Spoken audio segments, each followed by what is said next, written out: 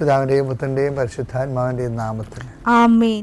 എൻ്റെ പ്രിയപ്പെട്ടവരെ, ഇന്ന് ജൂലൈ 6-ാം തീയതി തിങ്കളാഴ്ച. അമ്മേ പരിശുദ്ധ അമ്മേ, അമ്മേ പരിശുദ്ധമേ, ദൈവമാതാവേ, കൃപാസനത്തിലൂടെ ഞങ്ങൾക്കും ഞങ്ങളുടെ ദേശത്തിനും അമ്മ മധ്യസ്ഥം തേടി തന്ന എല്ലാ അനുഗ്രഹങ്ങൾക്കും കൃപകൾക്കും ഞങ്ങളിപ്പോൾ ഹൃദയം നിറഞ്ഞ നന്ദി പറയുന്നു. അമ്മേ പരിശുദ്ധമേ, ദൈവമാതാവേ, 2004 ഡിസംബർ 7-ാം തീയതി ഉച്ചകഴിഞ്ഞ് 2:30 കൃപാസനത്തിൽ സംഭവിച്ച അമ്മയുടെ പ്രത്യക്ഷപ്പെടലിനെ കുറിച്ച് തിരുസഭയ്ക്ക് സമർപ്പിച്ചിരിക്കുന്ന പഠനരേഖകളുടെ മേൽ സഭാത്മകമായ പഠനം ആരംഭിക്കുവാൻ ഞങ്ങൾ പ്രാർത്ഥിക്കുന്നു. അമ്മേ പരിശുദ്ധമേ, ഭൂസ്വർലോകങ്ങളുടെ രാജ്ഞിയായ അങ്ങേയ്ക്ക് ഭൗമസംരക്ഷണത്തിനായി പ്രപഞ്ചപ്രകൃതിയെ തന്നെ തിരുസഭ പ്രതിഷ്ഠിക്കുവാൻ ഈ പ്രത്യക്ഷീകരണം വഴി ഇടയാക്കണമേ. പരിശുദ്ധമേ, ജപമാല മാതാവേ, സകല കൃപാസനം പ്രാർത്ഥനയോടും ചേർത്ത് ഞങ്ങളിപ്പോൾ പ്രാർത്ഥിക്കുന്ന ഈ കുടുംബത്തിന്റെ പ്രത്യേക നിയോഗം പറ മക്കളെ.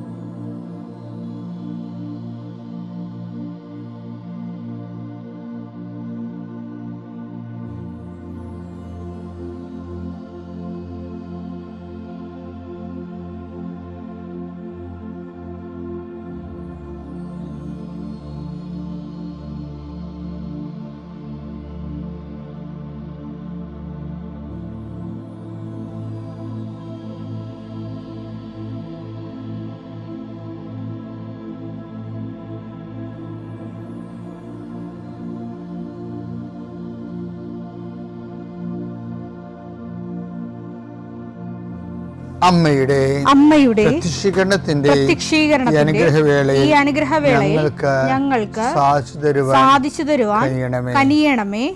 ആമേൻ. വിശ്വാസ പ്രമാണം. സർവശക്തനായ പിതാവും ആകാശത്തിന്റെയും ഭൂമിയുടെയും സൃഷ്ടാവുമായ ദൈവത്തിൽ ഞാൻ വിശ്വസിക്കുന്നു. അവിടുത്തെ ഏകപുത്രനും ഞങ്ങളുടെ കർത്താവുമായ ഈശോമിശിഹായിലും ഞാൻ വിശ്വസിക്കുന്നു.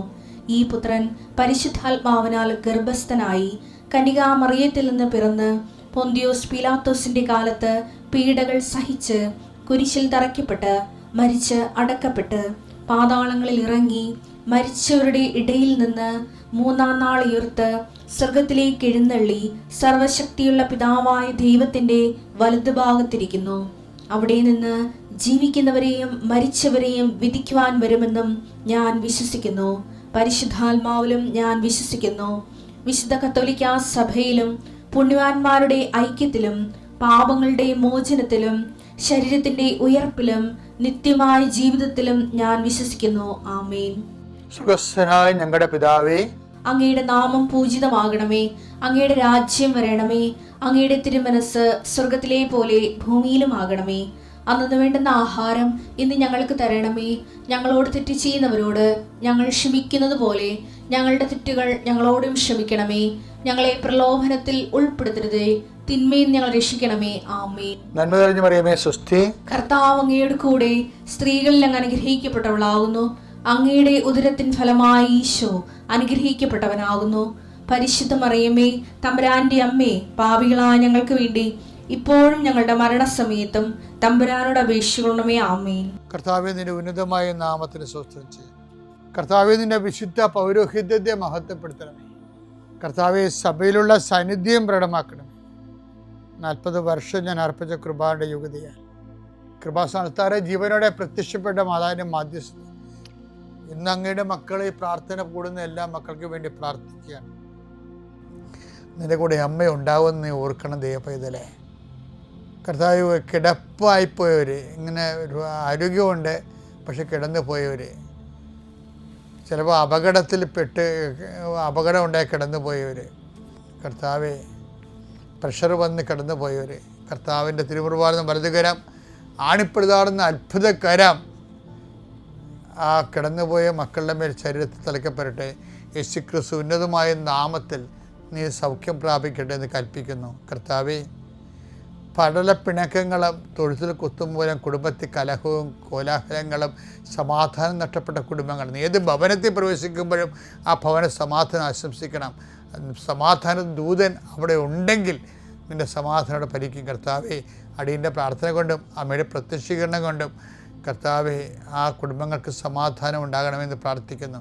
പഠിക്കാൻ പോകുന്ന കുഞ്ഞുങ്ങൾ, പഠിക്കുന്നതിന് വേണ്ടി ഒരുങ്ങുന്ന കുഞ്ഞുങ്ങൾ, കർത്താവേ, എന്തെല്ലാം കാര്യങ്ങൾക്ക് വേണ്ടി മക്കൾ വേദനിച്ച് കണ്ട് ആശങ്കപ്പെട്ടുകൊണ്ട് കണ്ണുനീരോടെ വിഷമിക്കുന്നുണ്ടോ ആ മേഖലയിലെല്ലാം പരിശുദ്ധാത്മ പ്രവർത്തിച്ചുകൊണ്ട് നിൻ്റെ വിഷയത്തിൽ ദൈവം തീരുമാനമെടുക്കാൻ പോകുന്നു. കർത്താവിൻ്റെ മുമ്പിൽ നീ ജാഗ്രതയോടെ പെരുമാറുക. കർത്താവേ, അകലം വിട്ടുപോകുന്നവർ, രാജ്യം വിട്ടുപോകുന്നവർ, വീട് വിട്ടുപോകുന്നവർ, ഞങ്ങൾ കണ്ണുമ്പിൽ മറയുന്നവർ കർത്താവിൻ്റെ കൃപയാൽ നിറക്കപ്പെടട്ടെ എന്ന് പ്രാർത്ഥിക്കുന്നു. എൻ്റെ കർത്താവേ, ജോലിയില്ലാത്തതിൻ്റെ പേരിൽ വിസ പുതുക്കാത്തതിൻ്റെ പേരിലും യാത്രയ്ക്ക് നാട്ടിലേക്ക് വരാൻ പറ്റാത്തതിൻ്റെ പേരിലും തിരിച്ചു പോകാൻ പറ്റാത്തതിൻ്റെ പേരിലൊക്കെ കുടുങ്ങി കിടക്കുന്നവർ, എൻ്റെ കർത്താവിൻ്റെതുമായ എന്തെങ്കിലും ബന്ധനങ്ങളെ ഞാൻ അർപ്പിച്ച 40 വർഷത്തെ ബലിയുടെ ശക്തിയാൽ ബന്ധിക്കുന്നു, അഴിച്ചു മാറ്റുന്നു. കർത്താവിൻ്റെ കരുണ നിന്നെ ആവശ്യിക്കുകയും നീ വിടുതൽ പ്രാപിക്കുകയും ചെയ്യട്ടെ. I command you in the name of Jesus Christ, you be healed and delivered. പിതാവും പുത്രനും പരിശുദ്ധാത്മാവിശ്വരം നീക്കും. ആമേൻ. എൻ്റെ പ്രിയപ്പെട്ട കഴിഞ്ഞ ദിവസങ്ങളിലെ 5 വചനം എടുത്തായിരുന്നു. നമുക്കതൊന്നുകൂടിയേക്കാം. മർക്കോസ് 1:45. എന്നാൽ അവൻ പുറത്തു ചെന്ന് വളരെ കാര്യങ്ങൾ പ്രഘോഷിക്കാനും പ്രസിദ്ധമാക്കാനും തുടങ്ങി. തന്മൂലം പിന്നീട് പട്ടണത്തിൽ പരസ്യമായി പ്രവേശിക്കാൻ യേശുവിന് സാധിച്ചില്ല. അവൻ പുറത്ത് വിജനപ്രദേശങ്ങളിൽ തങ്ങി. ജനങ്ങളാകട്ടെ എല്ലായിടങ്ങളിൽ നിന്ന് അവന്റെ അടുത്ത് വന്നുകൊണ്ടിരുന്നു. ഇതിനകത്ത് എനിക്കിഷ്ടപ്പെട്ട വചനം അറിയാം, തങ്ങി എന്നുള്ള വാക്കാണ്. ഇപ്പം നമ്മൾ കഴിഞ്ഞ ദിവസങ്ങളിൽ പറഞ്ഞത് എന്താണ്? ഒരു വഴി അടഞ്ഞെന്ന് കണ്ടാൽ, അല്ല അവിടെ കലുഷിതമാണെന്ന് കണ്ടാൽ കർത്താവ് വേറെ വഴിയെ പോകും. അതുപോലെ തന്നെയാണ് ഇപ്പോൾ ആ കുഷ്ഠരോഗി സുഖപ്പെട്ടപ്പോൾ അവനോട് പറഞ്ഞായിരുന്ന കർത്താവ്, ആരോടും ചെന്നൊന്നും പറഞ്ഞേക്കരുത് എന്ന് പറഞ്ഞായിരുന്നു. പക്ഷേ ആ അണ്ണൻ പോയി എല്ലാവരോടും പറഞ്ഞ്. അത് കാരണം യേശുവിനെ പരസ്യമായിട്ട് നടക്കാൻ പറ്റുന്നതിനല്ല, യേശുവിനെ ശത്രുക്കൾ യേശുവിനെ അന്വേഷിക്കാൻ തുടങ്ങി. അപ്പോൾ ശത്രുപാളയത്തിൻ്റെ മണം വന്നപ്പോൾ യേശു എന്ത് ചെയ്ത്? പിന്നെ പ്രൊസീഡ് ചെയ്തില്ല. പിന്നെ എന്ത് ചെയ്ത്? അവൻ വിജനപ്രദേശത്ത് തങ്ങി എന്നാണ് പറയണത്. വിജനപ്രദേശം എന്ന് പറഞ്ഞാൽ എന്താണെന്ന് അറിയാമല്ലോ, അത് ഒരേ സമയം തന്നെ ദൈവസന്നിധാനമാണ്. ദൈവസന്നിധാനത്തേക്ക് അവൻ തങ്ങുകയാണ്. നമുക്ക് ചുറ്റും വിഷയങ്ങൾ കോംപ്ലിക്കേറ്റഡ് ആകുമ്പോൾ നമുക്ക് തങ്ങേണ്ടി വരും കർത്താവിൻ്റെ അടുത്ത്. പിന്നെ മുന്നോട്ട് പോകരുത്. ഇപ്പം കേസ് കൊടുക്കേണ്ട കേസാണെങ്കിലും ഇപ്പം ഞാൻ ചിലരോടൊക്കെ പറയും, കേസ് കൊടുക്കണ്ട, വരട്ടെ, വെയിറ്റ് ചെയ്യും, പ്രാർത്ഥിക്കെന്ന് പറയും. എന്താ കാര്യം? ഇപ്പോഴും നമ്മൾ ഈ കേസ് കൊടുക്കാൻ വേണ്ടി ഇങ്ങനെ വികാരം കൊണ്ട് നിൽക്കുന്ന ആൾക്കാരില്ലേ, അവരുടെ ഇപ്പോഴത്തെ വികാരമാണത്. അപ്പോൾ നമ്മൾ ആ ഒരു അരിശത്തിൽ പോയി അറ്റിച്ചടിക്കഴിഞ്ഞാൽ എന്ത് ചെയ്യും? പിന്നെ നമുക്ക് കുറച്ച് കഴിയുമ്പോൾ കേസ് പരിശുദ്ധാത്മാ പ്രവർത്തിക്കാൻ നടന്ന സമയത്ത് കേസ് പിൻവലിക്കാൻ തോന്നും. കാര്യം നമ്മൾ അറിയാതെ നമ്മുടെ വക്കീൽ തന്നെയായിരിക്കും അപ്പുറത്തെ വക്കീലും, അല്ലെങ്കിൽ നമ്മുടെ വക്കീലും, നമ്മുടെ വാദിയാണെങ്കിൽ പ്രതിഭാഗം വക്കീലും ഈ നമ്മുടെ വക്കീൽ കൂടി ഒരു ക്ലാസ്സിൽ പഠിച്ച ആൾക്കാരായിരിക്കും. ഇവന്മാർ തമ്മിലുള്ള യുദ്ധമല്ലേ കോടതിയിലെ. അപ്പോൾ അവർ എന്ത് ചെയ്യും? അവർ 10 പൈസ ഇവരിൽ നിന്ന് 2 പേരിൽ നിന്ന് ഉണ്ടാക്കിയിട്ട് ആ സംഭവം അവസാനം കൊണ്ട് കോംപ്രമൈസ് ആക്കും. എന്നാൽ പിന്നെ ഇത് ആദ്യം ചെയ്യാൻ പാടില്ലേ, ആദ്യം ചെയ്താൽ അവർക്ക് കാശ് കിട്ടുക.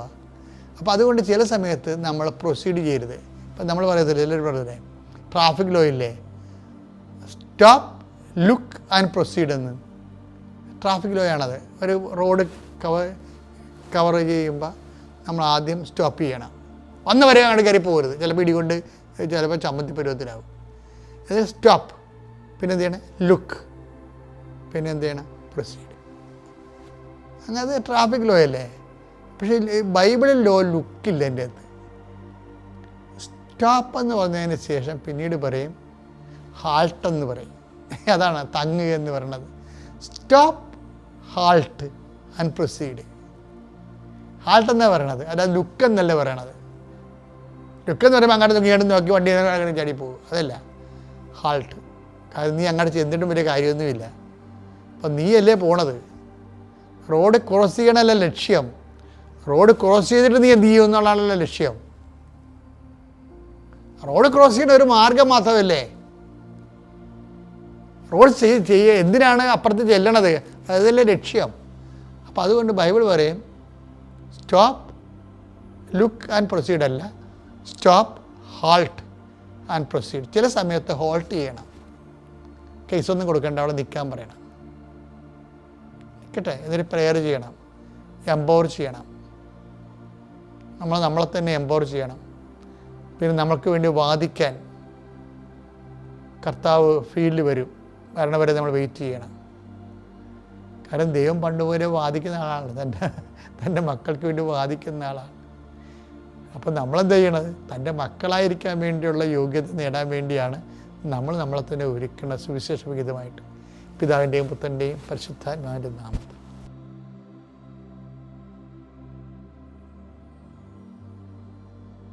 അത്യപൂർവ ദൈവാനുഭവങ്ങൾ ഇനി നിങ്ങൾക്കും സ്വന്തം. ഈ യൂട്യൂബ് ചാനൽ ഇതുവരെ സബ്സ്ക്രൈബ് ചെയ്തിട്ടില്ലെങ്കിൽ ഇപ്പോൾ തന്നെ സബ്സ്ക്രൈബ് ചെയ്യുക. ഈ വീഡിയോ ഇപ്പോൾ തന്നെ നിങ്ങളുടെ സുഹൃത്തുക്കൾക്ക് ഷെയർ ചെയ്തുകൊണ്ട് കർത്താവിൻ്റെ പ്രേക്ഷിതരാകുക.